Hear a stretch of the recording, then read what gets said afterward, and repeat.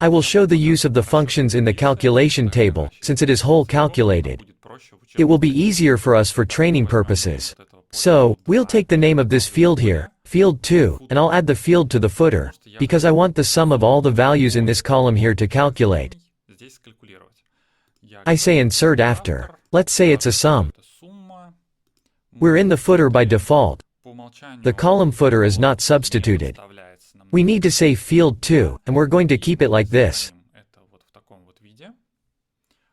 We're going to add another field here. This one has 30, this one has 40, and so it's lower. The only thing we've done wrong is the type. We're going to take a number and let's write the code immediately. The code we're going to have is, we need to add up a list of values. This is what the list sum function does.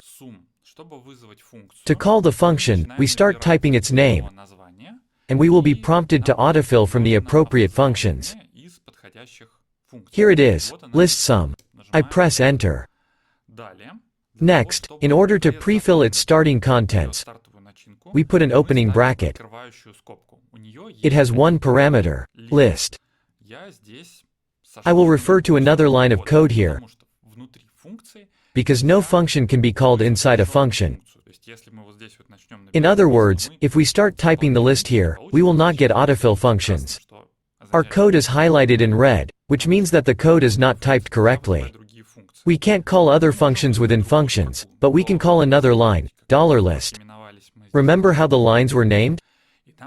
We start typing list here, and there we have to take the value by column. We start typing select list. The select is a function to select. List means that we're going to take multiple values. Don't worry about that just yet. We'll move the opening parenthesis again. And we have more parameters here, and we see that there's a special parameter that highlighted in yellow. Yellow is the name parameters, that is, the ones that are passed in the name of tables or name of fields. Here, in table we need to call the table. We will have a table named table recalc. We can start typing table recalc, and here it shows the matching result. We type, press enter, it will fill up. To move to the next function parameter we can press tab. The following quotes will be highlighted, and we can basically either move the cursor inside the quotes, or here they are highlighted. We can erase them and put a single quote and type. We will take values from field 2. When we click the closing quote will be put automatically. Then we won't have a parameter where because we want to select everything.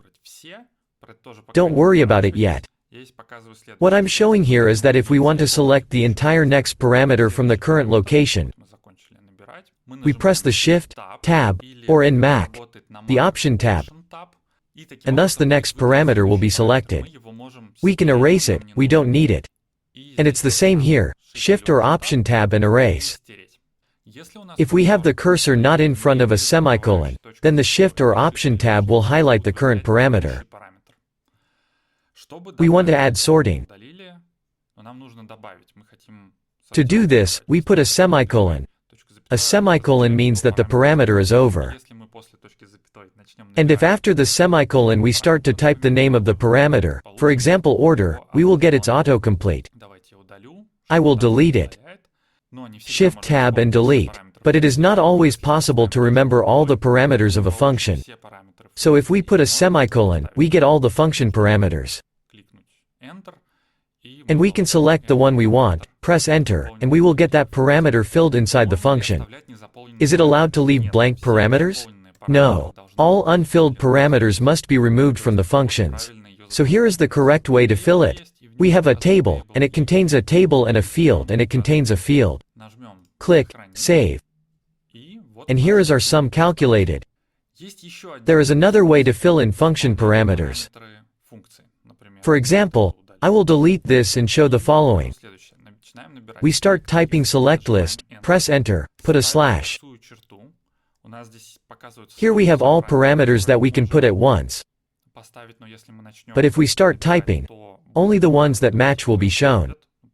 For example, table. Okay, we put a slash save field, and now when we put an opening or closing bracket, the parameters will be pre-filled like this. Next we put a quotation mark here. We say table recalc. The quotation mark is field 2, enter. So our function is filled in. What is it for? There are functions with a very high number of parameters. I will show you an example. This function does not work in codes. For example, set format.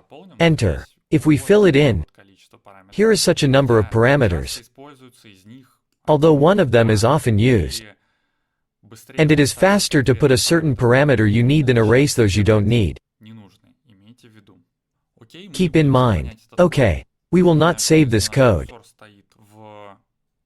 As a reminder, if we have the cursor in the code field, then escape doesn't work. Here we will have a lock indication, and if we click on it, then a cross will be available. Or we need to remove the cursor from the code field. See, the lock is removed and press escape. It will exit the field settings without saving. This is to make sure you don't accidentally hit escape and lose a lot of your work irrecoverably. Practice on your server and move on to the next video.